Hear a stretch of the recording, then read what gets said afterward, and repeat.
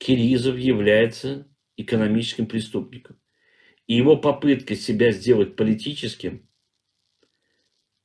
деятелем, оппозиционером, который пострадал за политику, все это неправда. Обратно возвращаясь к правозащитной деятельности. Значит, повторюсь еще раз, что он прибыл в Москву и здесь инициировал в одном из торговых центров на него нападение и пытался получить политическую убежище через Суюнов. Халмураду не получил, а потом он начал пробовать через Канаду.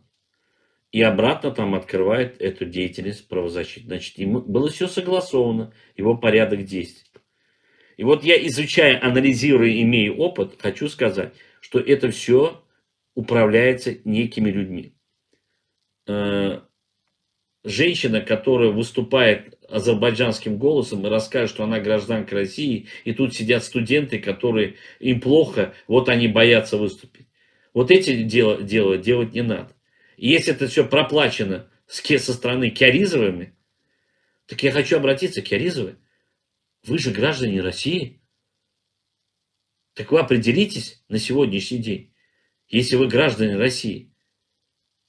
Если вы делаете благотворительно это один вопрос. Вы помогаете бесплатно этим людям, это второй вопрос. А если вы на этом зарабатываете деньги и вам платят гранты не Российская Федерация, а зарубежные, европейские, вот вы являетесь иностранными агентами, но находящиеся за рубежом, пользующиеся деньгами иностранных стран.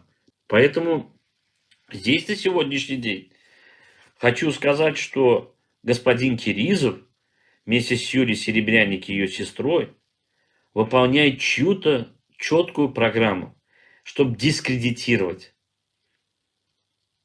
всю оппозиционную деятельность. Binamaz.